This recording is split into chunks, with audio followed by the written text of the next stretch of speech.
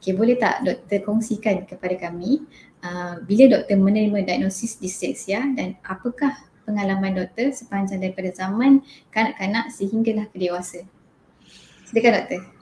Okey, saya jawab yang pertama dulu. Saya terima diagnosis agak lewat sewaktu saya dah dewasa, tahun dalam 2011. Umur berapa tu? 82, saya lahir 82. Uh, 20-an saya apa? 20-an kan? Lewat lah, lewat. Lewat lah. Awak pun tak boleh kira juga ke? Awak disleksia juga ke? Okey. Tak, saya bila saya buat diagnosis tu sebabnya sewaktu saya tak tahu saya disleksia sampai sewaktu saya buat master, dan masa saya buat master tu pun saya nak buat ujian tu disebabkan saya pergi peperiksaan. Waktu peperiksaan tu saya jawab soalan, saya boleh jawab soalan tetapi tak cukup masa. Jadi penjaga peperiksaan tu datang tanya kan. Dia kata, "Ni tinggal 2 minit lagi ni, orang semua dah keluar, awak seorang je ada kan." Dia tanya, "Boleh jawab tak?" Saya kata, "Boleh jawab, tapi masa tak ada." Tu baru dia bagi tahu, dia kata dalam universiti ada polisi yang mana kalau kita boleh buktikan kita seorang disleksia, universiti akan kasih masa tambahan. Lepas tu habis dia exam, dia dah ambil kertas apa semua, baru saya tanya dia, "Macam mana nak ambil disleksia tu kan, ujian tu?" Ni saya tak tahu langsung waktu tu disleksia atau apa. Tak ada kesedaran lah, tak ada awareness langsung kan tentang disleksia. Saya tahu kalau saya terbukti saya disleksia, saya dapat waktu exam tambahan. Itu yang saya nak. Jadi bila ditunjuklah kena pergi dekat klinik dalam universiti apa semua. Jadi saya pergi ada beberapa tangga lah, ada stage dia, dalam 3 stage. Mula dengan interview, lepas interview dia ada questionnaire, lepas questionnaire dia ada jumpa lagi dengan sekretari semua. Dan terbukti yang saya disleksia sederhana, mild disleksia, dan saya ada ketiga-tiganya, masalah membaca, menulis dan mengira. Jadi membaca tu macam tadi kita punya pakar kita kata, yang mana membaca dengan connection dalam kepala tu tak selari. Kita baca, okey boleh baca, tapi apa yang kita hadam dalam kepala tu kadang-kadang kosong je. Ataupun apa yang kita hadam tu lain dengan apa yang teks yang kita baca. Tu masalah membaca. Saya boleh tunjukkan sikit lah. Saya baru-baru ni, bukan barulah, dalam 3 tahun yang sudah ni saya berjaya buat animasi. Saya nak kongsikan sikit macam mana mata saya nampak. Jadi harapnya boleh dihargai oleh ibu bapa. Saya kecil-kecil, mak saya rotan kan, susah baca kan, rotan dia kan. Tapi atas rotan-rotan tu yang menyebabkan saya jadi macam ni lah. Sekejap saya besarkan dia. Mungkin boleh technical sharekan? Okey, boleh ke? Kan. Ni okey. Tu dia.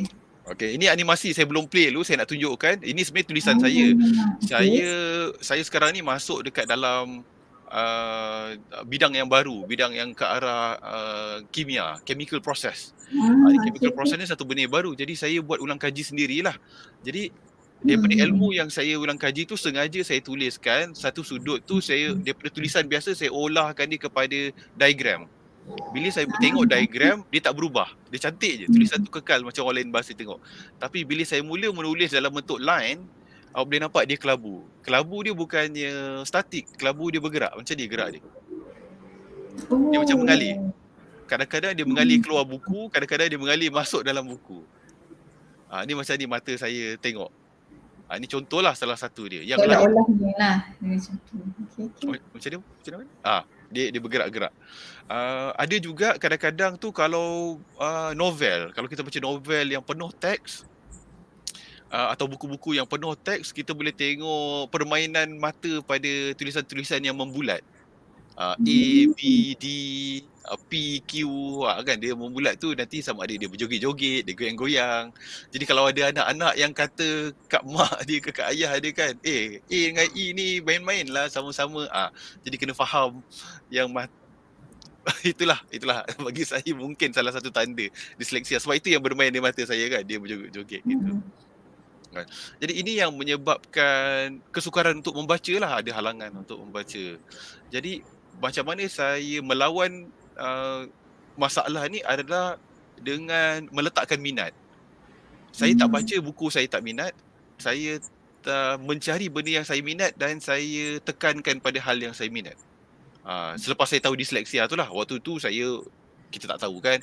Tapi bila saya dah mula tahu saya disleksia, saya mula cari. Sebab apa? Dalam satu benda yang kita nak mencari tu, dia ada banyak option, ada banyak pilihan. Satu ilmu tu ada banyak pilihan. Jadi ada pilihan tu bukunya penuh tulisan je. Ada satu buku tu penuh gambar kan. Jadi kalau kita nak anak kita ke arah kejuruteraan ke, kita kasihlah dia buku-buku yang penuh gambar dengan yang hal kejuruteraan. Ataupun nak anak kita duduk kat dalam kesihatan, medical, kita kasih dia buku-buku yang banyak gambar apa semua. Gambar tu janganlah gambar je, gambar ada tulisan lah. Sebab kita tak nak dia jadi bagus pada tempat dia bagus, tapi yang dia tak bagus tu dia tak bawa ke depan. Kita nak dia sama-sama ke depan. Okey. Dalam tulisan, saya pun ada masalah menulis dan membaca masalah. Menulis pun ada, tapi awak boleh tengok semakin lama tulisan saya boleh jadi panjang-panjang. Ni kat Facebook saya rajin tulis tentang teknikal. Ni ada orang tanya saya, boleh ke kereta tak payah pakai petrol, tak payah pakai diesel, kita pakai air? Boleh ke pakai air? Jadi saya explain sebab ada pernah itu hari ada profesor matematik kat Malaysia tu dia kata dia boleh cipta guna air. Jadi saya cerita apa tu kereta jalan guna air, apa sejarah dia. Ni hasil dari pembacaan lah.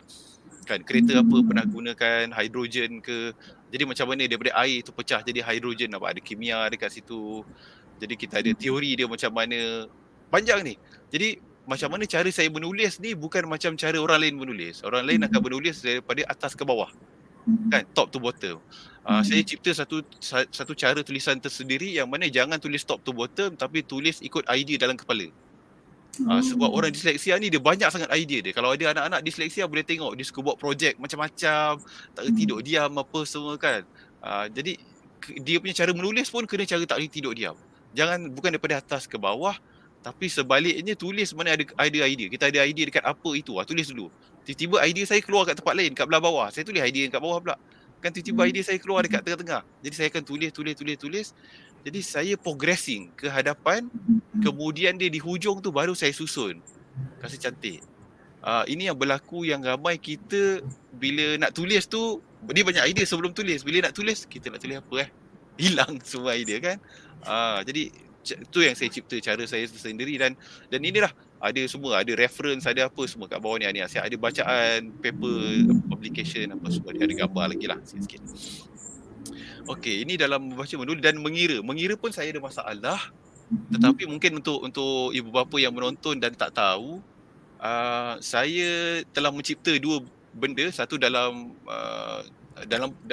teknologi saya cipta sistem penyejukan baru untuk kereta supercar, hypercar. Kereta sport tu saya cipta dia punya cooling system untuk yang nak mengubah ke arah hybrid dengan elektrik. Dan di samping tu saya juga ada mencipta formula baru. Mungkin saya nak share satu, boleh ni? Boleh. Okay, kalau Google Fauzal number boleh keluar satu tu cerita tentang kereta saya cipta, benda-benda cerita dan ada formula. Ini formula yang saya cipta. Dulu saya bukan saya yang panggil Fauzal number, bukan saya. Saya panggil dia Roto Cooling Performance Index. Ni number saya panggil ni. Roto Cooling Performance Index. Lepas tu saya panggil dia Cooling Performance Index. Tapi saya cipta ni 2017. 2019 mula digunakan oleh industri dan kemudian digunakan dalam akademik, dalam pembelajaran kepada pelajar-pelajar. Ni formula dia. Ni salah satu derivation. Dia ada 3 derivation. Ni satu formula dia. Jadi saya nak tunjukkan saya ada masalah mengira tapi tak jadi masalah untuk saya jadi bagus dalam kelemahan saya. Cara macam mana saya boleh jadi bagus tu adalah saya tahu kalau kasih sifir hari ni kalau tanya saya 7/8 saya tak boleh nak jawab. 8/8 saya tak boleh jawab. Sifir 9 saya boleh buat yang pakai tangan tu. Kan ada cheat lah pakai tangan tu. Tapi sifir 6, 7, 8 saya macam lambat. Saya macam memang lambat nak mengira. Tapi apa yang saya gunakan, saya banyak gunakan Excel. Kita tahu kelemahan kita cari kelebihan. Saya gunakan Excel untuk letak formulasi dan sebagainya. Contoh ni yang terbaru ni kalau pernah tengok dulu, ada pernah kisah Myvi terbang kan? Ada. Myvi tu lalu, ni dekat Johor, dia lalu celah tu, dia terbang. Ni longkang ni, Myvi tu terbang ke sana. Okey, apa saya buat? Kawan-kawan duk tanya kan, boleh tak kau cerita macam mana Myvi ni boleh terbang? Saya dah cerita kat kawan-kawan seronok, dia suruh buat live. Jadi saya buat sesi live, yang ni saya letak kat YouTube saya dah potong-potong live tadi tu jadi pendek. Live tu dalam 2 jam, ni dah 30 minit je lah potong-potong.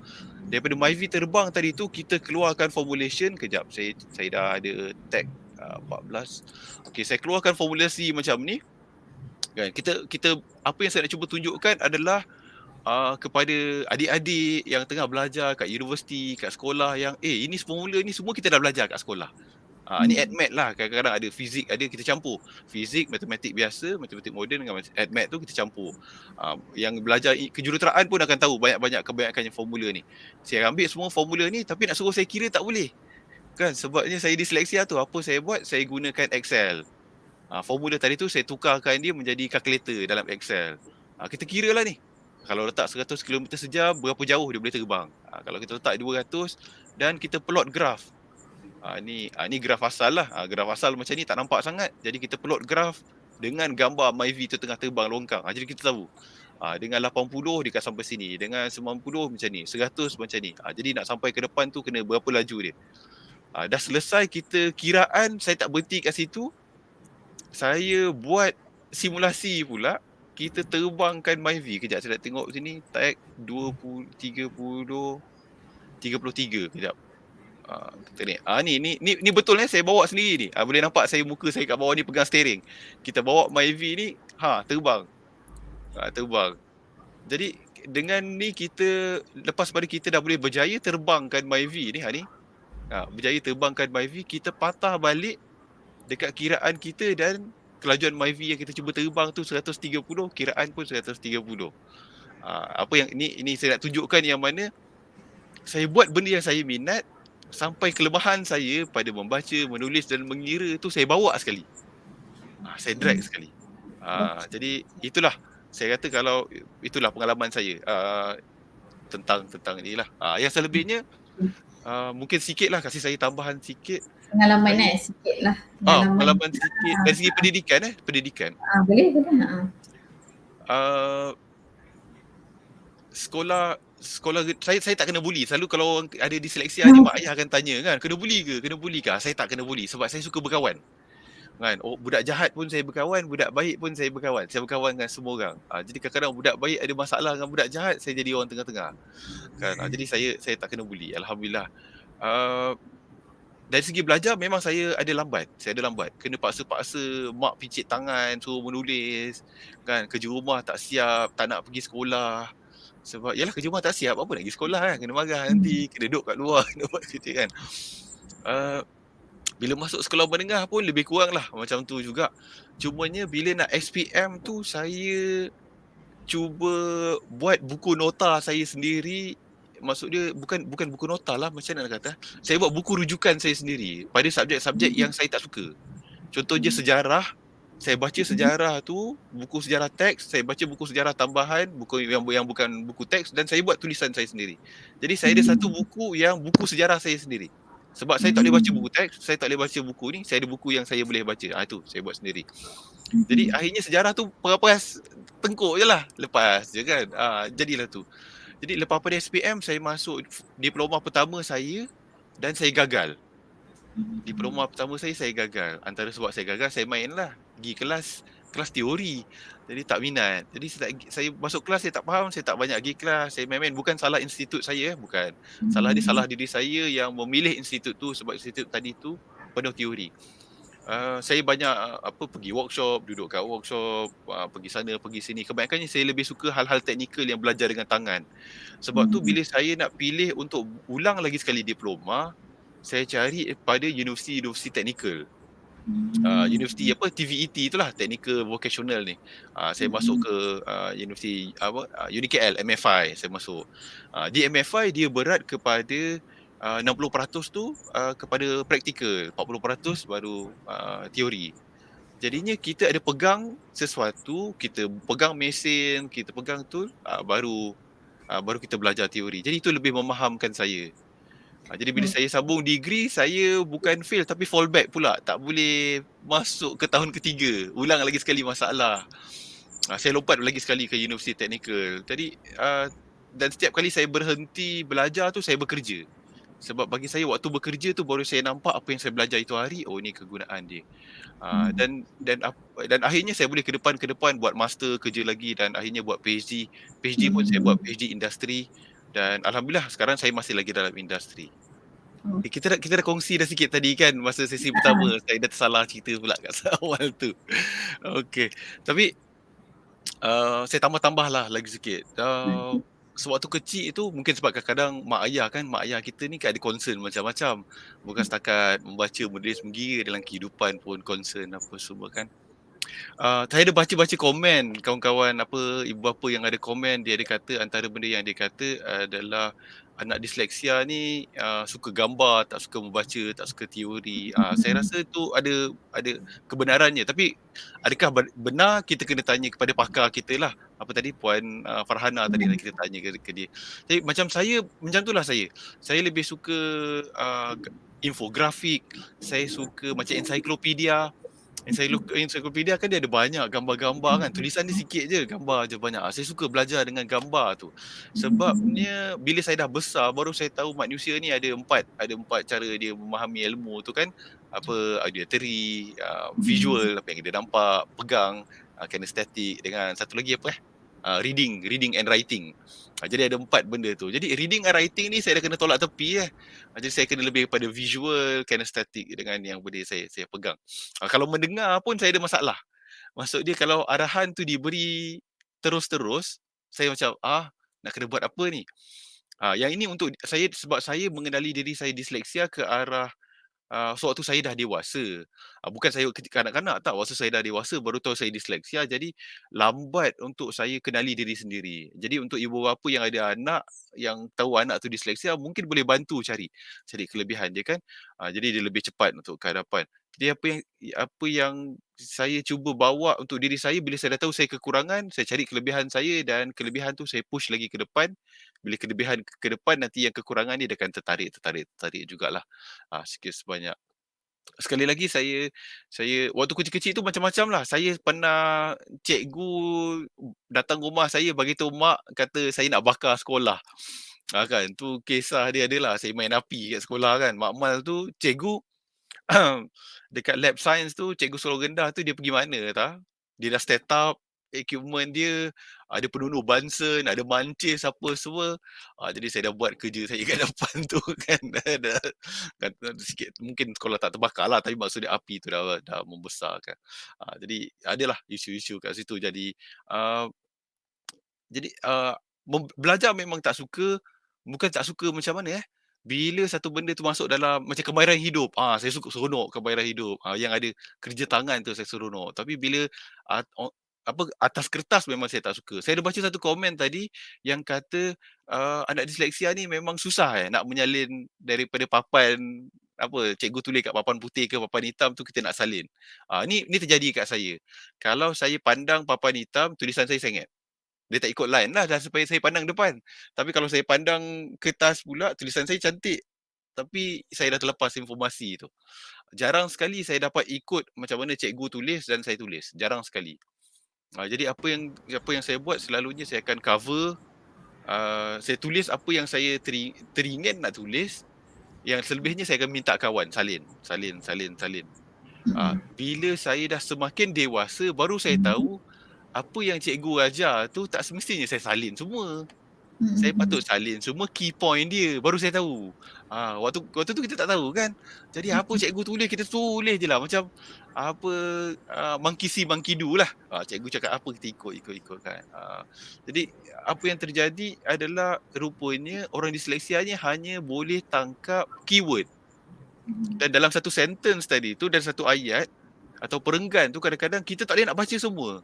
Saya sendiri kalau baca, tulisan tu terlompat-terlompat. Kalau saya baca barisan pertama, saya masuk baris pertama tu okey, boleh masuk baris kedua. Bila saya masuk baris kedua, kadang-kadang saya terulang balik baris pertama. Bukan saya masuk baris ketiga. Sampai sekarang ada masalah tu, terlompat-terlompat. Akhirnya apa yang saya buat, saya kena cari macam pembaris ataupun kertas lain untuk slidekan tulisan tadi tu ke bawah. Jadi bila saya nak menyalin nota pula, saya tak salin sebulat-bulat. Apa yang saya buat, saya ambil keyword je. Keyword. Dan kalau nak tahu, untuk beberapa yang tak tahu, anak disleksia kalau betul dia dapat kuasai cara membaca, dia boleh speed reading lagi laju daripada anak tak disleksia. Jadi jangan kecewa kalau anak ada masalah disleksia sekarang. Jadi kalau ada satu paper, kasih kat satu orang yang tak disleksia dengan kasih saya, 10 saat saya boleh tutup, saya boleh cerita balik paper tu ada apa konten kat dalam tu. Mata saya dah dapat tangkap je. Tapi adakah betul apa yang saya anggap tu boleh jadi salah lah sebab saya tangkap keyword. Jadi saya ngagak je. Jadi ini yang perasan tak, kadang-kadang anak disleksia bila suruh dia baca, bila dia cerita balik, kadang-kadang dia buat cerita. Dia cerita buku tu tak cerita pun benda tu, tapi dia buat cerita. Kan, mak gajah ni pergi sini, ada dinosaur lah, ada ni. Dalam buku tu tak cerita pun, tapi dalam buku tu ada gambar dinosaur. Padahal kecil je dinosaur tu. Dalam kita ada gajah. Kan nanti dia ceritalah, dia cerita-cerita. Ini yang terjadi. Kan, sebab kita tangkap keyword, kita menggunakan brain process kita untuk mengimajinasikan sesuatu. Jadi kalau kita letakkan imajinasi tu ke arah satu benda yang betul, ke jalan yang betul, macam saya letak ke arah kejuruteraan, kita dapat mencipta satu benda yang di luar daripada kita terfikir, boleh ke orang buat? Jadi kita ada extra mile lah kat situ. Saya bukan nak merendah-rendahkan orang bukan disleksia, bukan. Orang bukan disleksia tu alhamdulillah dia dah boleh pergi ke hadapan. Dah tak ada masalah untuk kemajuan. Tapi untuk orang disleksia macam kita ni sentiasa sama ada ibu bapa rasa kesian ke anak, ada ke masa depan. Ini yang saya nak cuba bawakan. Yang mana kita disleksia pun mampu untuk pergi ke depan. Macam saya sekarang saya dah ada PhD, saya nak berbangga diri, bukan, saya nak harapnya jadi satu contoh untuk ibu bapa yang anak awak disleksia, insya-Allah anak awak pun boleh jadi macam saya. Maksud dia boleh sampai ke tahap PhD. Boleh. Sama ada lepas pada PhD tu dia masuk akademik ke, dia masuk industri macam saya ke, itu pilihan dia lah nanti. Tapi menunjukkan dalam bidang akademik insya-Allah sesuai dia masuk dia pendidikan. Saya dulu sekolah tak pernah ada pendidikan khas, tak. Saya pendidikan biasa. Bila saya pendidikan biasa, maksud dia saya berlawan dengan kawan-kawan.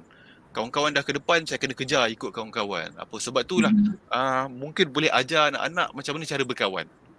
Ajar anak-anak cara berkawan juga. Sebab bila saya berkawan dengan semua orang, budak yang jahat tadi tu, dia jahat dalam kehidupan, belajar dia pandai. Nanti dia akan tarik saya tangan saya. Ada orang pula dia lemah-lemah, dia tak budi orang, tapi dalam pendidikan dia tak pandai. Jadi saya pula tarik tangan dia. Jadi kita sama-sama ke depan dengan bersama-sama tu yang kadang-kadang jadi budak walaupun dalam belajar stres, tapi dalam kehidupan saya jadi tak stres. Saya jadi seronok. Saya rasa diri sendiri kena kuat lah. Diri sendiri kena kuat. Saya lebih sesuai untuk memberikan pandangan kepada disleksia dewasa, bukan kanak-kanak, kepada disleksia dewasa. Sebabnya untuk kanak-kanak ni saya kurang mahir sikit. Tapi untuk disleksia dewasa, maksud dia dah habis sekolah punya kan, dia dah habis sekolah, sama ada dia tahu dia disleksia pada awal ataupun dia dah habis sekolah baru dia tahu disleksia. Jadi dia ada tanggungjawab terhadap diri sendiri. Sewaktu dia kanak-kanak ataupun remaja, ibu bapa yang ada tanggungjawab terhadap dia. Jadi kita adalah bantuan daripada luar. Tapi bila dah ada dalam diri sendiri, waktu kita dah dewasa, tapi baru kita disleksia, masalah dia berlaku dari segi psikologi yang paling kuat sekali. Cabaran yang mana dia selalu akan pandang masyarakat atau orang keliling, dah ke depan, aku ni ke belakang je. Kan. Tapi saya suka bila tiap kali saya berdepan dengan disleksia dewasa, ada beberapa disleksia dewasa yang mesej saya. Alhamdulillah saya aktif kat dalam media sosial, dekat Facebook, kat Twitter. Baru-baru ni baru nak mula buat YouTube. Banyak yang PM saya, DM saya, saya cuba bantu disleksia ni. Yang mana saya kata kat dia, cuba tengok lestik. Kan, lestik tu kita nak jauhkan ke depan. Tapi macam mana kita nak jauh ke depan? Kita kena tarik dia ke belakang. Lagi jauh kita tarik dia ke belakang, lagi jauh dia pergi ke depan. Jadi sama juga dengan kehidupan orang disleksia. Ada kala hidup kita ke belakang. Tapi bukan ke belakang tu bermaksud kita ke belakang tak boleh ke depan. Tak. Kadang-kadang kita kena buat ke belakangnya kita tu supaya kita dapat melangkah lebih laju ke depan. Saya cakap dia macam tu. Kita kasih analogi lah menggunakan lastik tu. Jadi apa kita perlu buat adalah kenal kekuatan diri. Dulu ada ibu bapa, kalau ada ibu bapa yang kenal anak dia disleksia, ibu bapa cuba cari kekuatan anak-anak. Ni sangat susah untuk cari kekuatan sebab orang luar mencari kekuatan anak tu sangat susah. Diri kita sendiri, kita dah dewasa, ni diri kita lah yang kena cari kekuatan diri kita. Kita kena cari sendiri kekuatan kan. Selalunya lah tak jauh kekuatan orang disleksia ni. Selalunya duduk pada kerja tangan, Geng-geng tangan emas tu selalunya kawan-kawan saya yang mana tangan emas tu saya tengok ada sikit tu spektrum disleksia tu mesti ada. Tangan emas ni maksud dia orang yang kalau kasih dia tools, dia buat kerja, jadi je kerja dia. Okay. Hands Cantik on je. lah, lebih kepada hands on ya. Lebih pada hands on Baik. kan. Selain daripada hands on ni kita boleh tengok yang lebih pada visual lah. Sama ada pandai melukis, dia ada visual memory yang lagi kuat daripada teori punya memory, tulisan punya memory. Okay, Contoh kalau kita tengok gambar, kalau tutup gambar tu dia boleh cerita balik gambar tu dekat ni, ini yang kadang-kadang mungkin ibu bapa boleh tengok. Kan dia boleh cerita, Kak Ayam ni dekat atas dia tu rambut dia bukan color merah, rambut dia color ada hitam sikit apa semua. Kan kita ya ke, buka balik buku tu tengok betul. Benda ni pada anak-anak nampak kecil tapi itu adalah kekuatan dia. Sebabnya bila dia dah besar, bayangkan gambar tadi tu berubah menjadi, kalau duduk dalam kejuruteraan ni kita main graf. Bayangkan dia menjadi graf. Graf tadi tu duduk dalam kepala. Kan axis X, axis Y semua dia boleh ingat. Kan macam mana pattern graf. Itu graf. Lagi satu macam contoh saya kalau pergi ke satu ruang, kan duduk dalam satu ruang tu mungkin dalam beberapa saat, 30 saat, 1 minit, saya keluar pada ruang tu, saya boleh lukis balik ruang tu ada apa. Meja dia kat mana, ada pasu bunga, ada kursi berapa banyak, lampu, macam mana cara decorate, internal dia tu saya boleh ingat. Jadi saya ada kesedaran, nama dalam bahasa yang apa, akademik nama dia spatial kan, spatial kan, spatial ejaan dia kan, special dimension tu. Saya gunakan kelebihan saya yang itu dalam kejuruteraan, yang mana bila saya pergi tengok satu-satu barang, contoh kalau kita pergi dekat car show, kita pergi dekat conference, orang kalau letak teknologi di atas meja, saya kalau tengok teknologi tu, saya balik rumah saya boleh lukis. Okay. Saya boleh lukis balik. Maksudnya saya tak perlu nak melukis balik di hadapan. Tak. Saya boleh tengok, ingat dimension dia, visual dia, saya boleh lukis. Jadi ada banyak perkara yang kita kena sedar kelebihan kita dan lepas tu kita buat. Jadi ada salah seorang tu tanya kepada saya, macam mana nak kenal kelebihan kita? Ni soalan menarik kan? Macam mana kita nak kenal kelebihan kita? Nak kenal kelebihan kita adalah dengan cara mencuba. Kena cuba lah. Kan kalau kita tak cuba, kita tak tahu kat mana kelebihan kita. Kena cubalah. Mungkin ni bunyi macam motivasi kan. Dia saya selalu pesan kepada diri saya dan juga kepada kawan-kawan yang kita tak boleh tutup mulut orang tapi kita boleh tutup telinga kita sendiri. Kan. Jadi saya rajin tutup telinga saya. Maksudnya kalau cikgu cakap kita boleh tak nak dengar, kenapa kita nak dengar suara-suara sumbang yang tak bagus ataupun mitos-mitos yang tak bagus ni? Apa yang menyebabkan, apa yang terjadi adalah bagi saya kata akal saya ni ada banyak, ada ruang dalam akal saya yang perlu diisi dengan ilmu. Kenapa saya perlu isi dengan mitos-mitos ni? Jadi ada mitos tu dia pernahlah ada bunyi tapi dia masuk telinga kanan, saya buang je telinga kiri. Saya lebih suka yang simpan dalam kepala saya ni informasi yang betul. Jadi itu sebab kalau tanya saya balik, saya susah nak recall lah. Ada yang cakap tapi saya susah nak recall mitos tu. Minta maaf. Jadi untuk tidak mendengar lah kata-kata mitos kan. Betul. Ini yang terjadi dengan kebaikan disleksia dewasa yang mana bukan hanya masyarakat toksik, maksudnya masyarakat yang kata bukan-bukan terhadap dia. Kadang-kadang tu tak. Masyarakat okey je. Cumanya dia yang memilih untuk menyiram toksik terhadap diri dia. Yang mana dia tengok orang lain punya kejayaan dan dia menganggap, aku serba kekurangan bila dia tengok orang lain berjaya. Itu yang saya cuba ubah pendapat tu, saya cuba ubah cara pemikiran tu. Saya kata, bila orang lain berjaya, kita sepatutnya seronok. Sebab orang yang kita kenal boleh berjaya. Jadi kita perlu tanya orang tu, macam mana kau berjaya? Boleh tak kau tolong tarik tangan aku? Macam mana nak bawa aku juga berjaya? Ini yang terjadi dengan saya. Macam mana saya boleh ke hadapan bukan sebab saya berjaya seorang-seorang. Tak.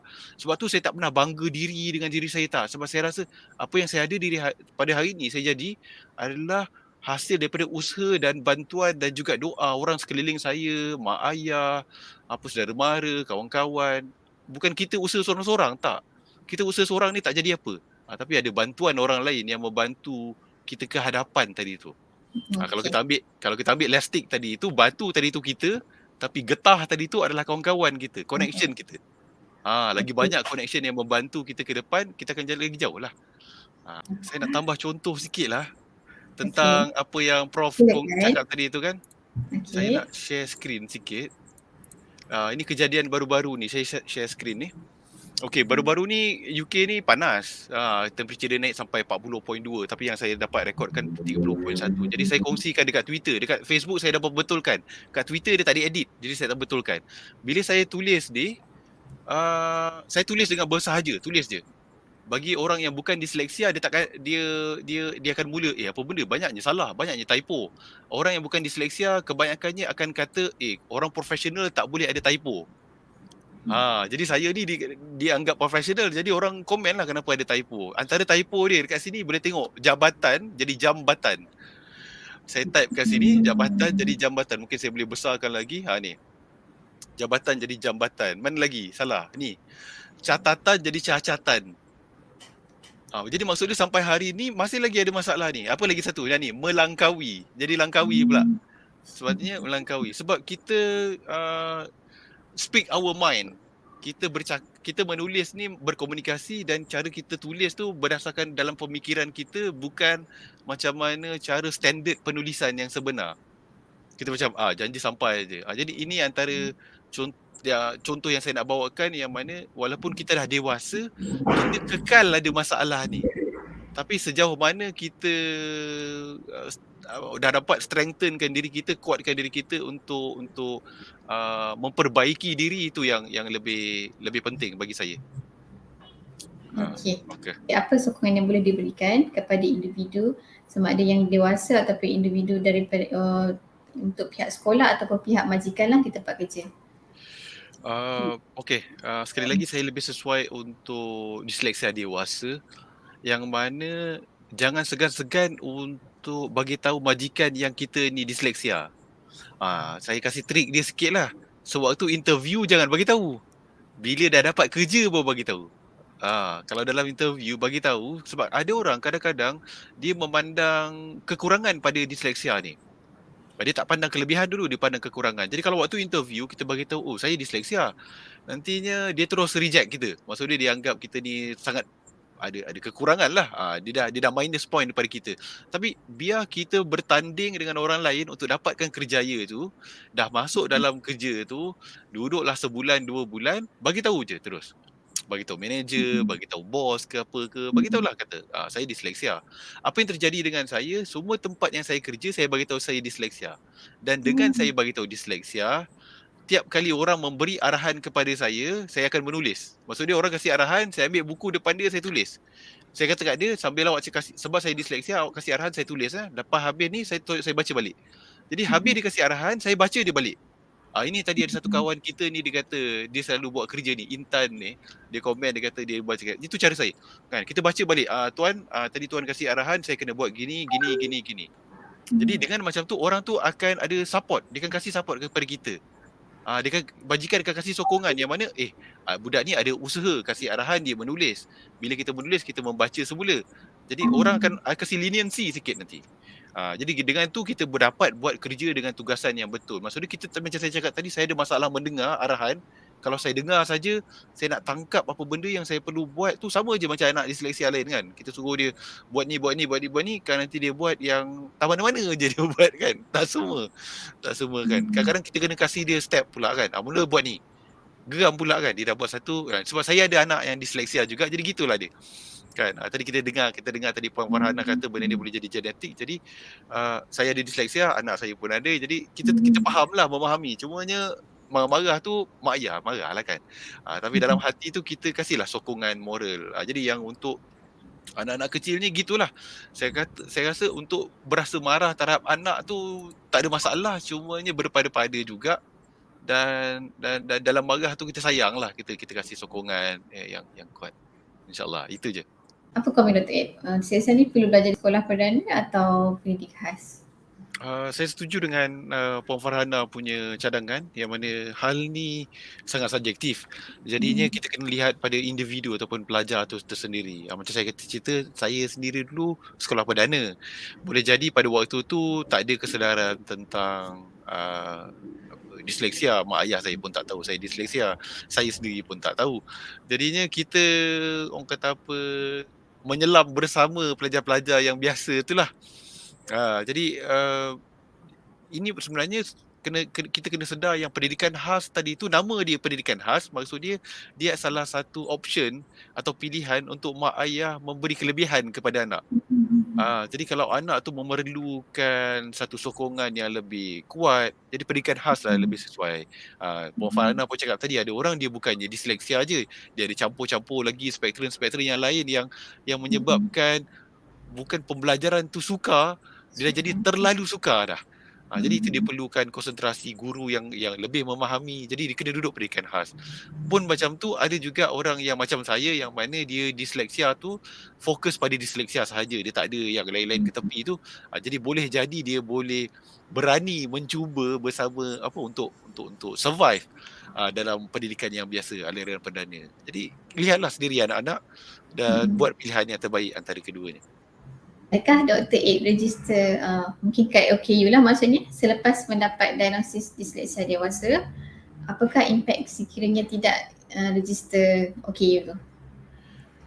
Menjawab terus, saya tak register OKU sebab saya punya diagnosis dibuat di UK, United Kingdom. Pendidikan saya di Malaysia SPM, lepas pada SPM diploma sahaja. Lepas tu saya dah terus datang ke UK daripada degree, master dan PhD terus kat sini dan bekerja di sini. Jadi saya di sini tak ada kad OKU tu, tak ada kelebihan. Tapi kita boleh ada kad yang menunjukkan kita disleksia, boleh ada. Tapi saya tak ambil. Kita tak ambil benda tu.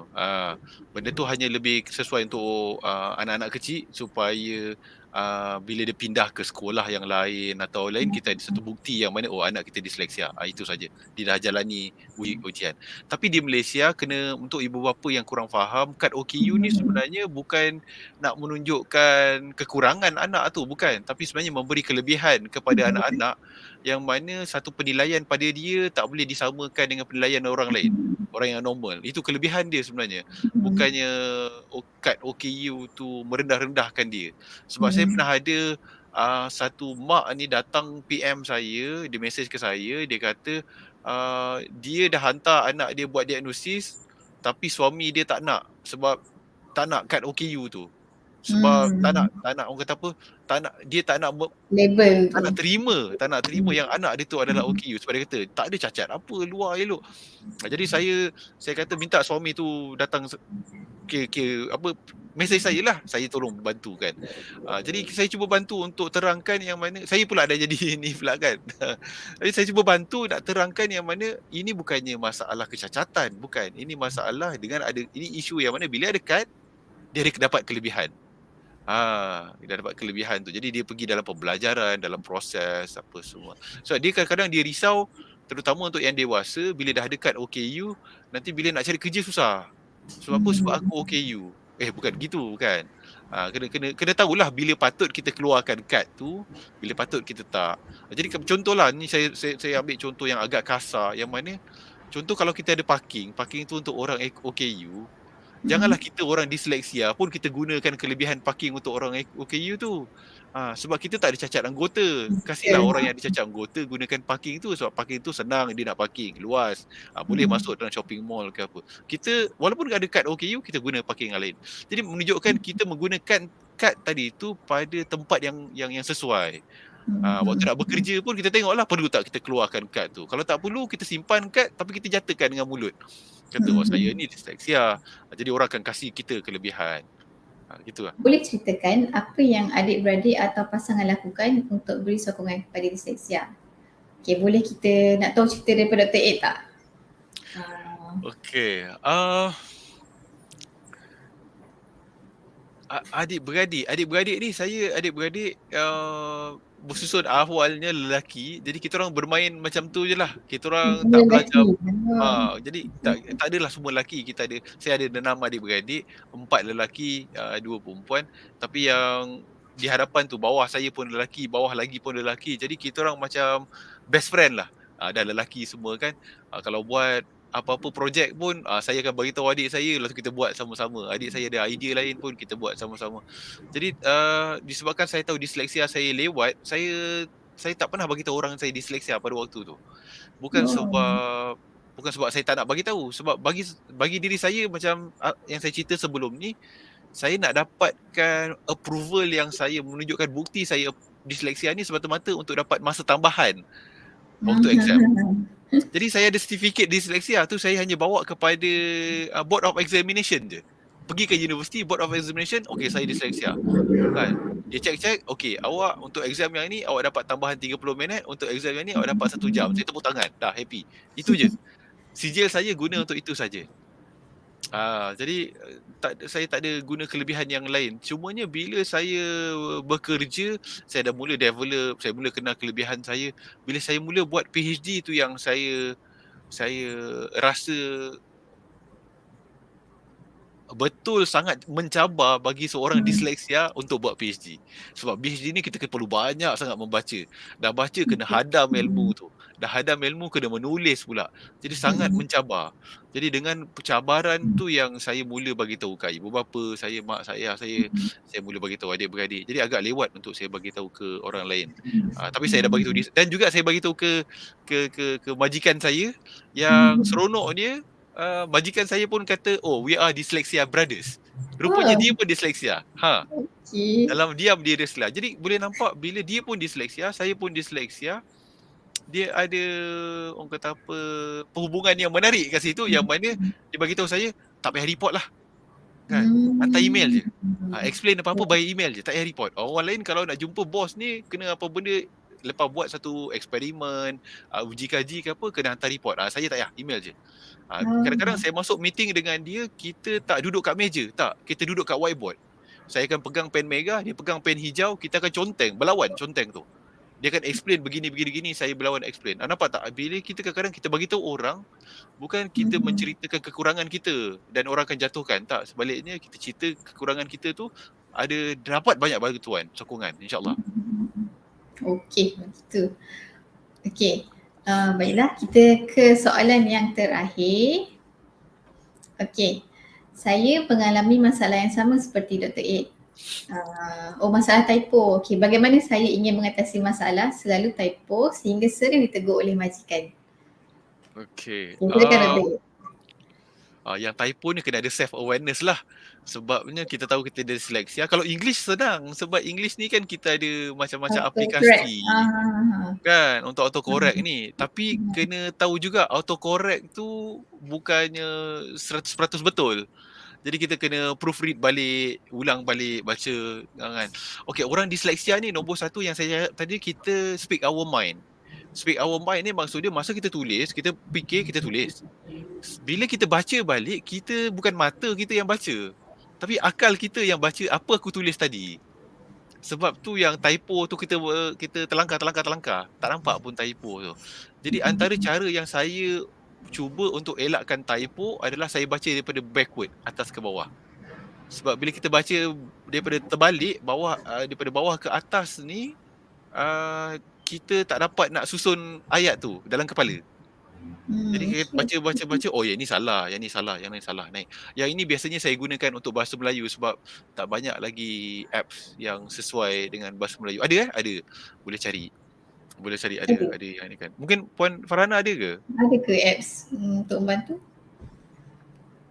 Ada kan vocab dengan untuk vocab personal adalah saya pernah nampak tapi tak pernah guna lah. Tapi nanti saya kalau nak tahu kena tanya, mungkin boleh tanya dekat speech therapy, terapi tuturan kan. Mereka lebih tahu lah Jadi macam saya kebanyakannya typo ni bila saya buat tulisan bahasa Melayu lah, saya typo kat situ. Tapi dalam bahasa Inggeris alhamdulillah lah tak ada masalah sebab ada banyak bantuan.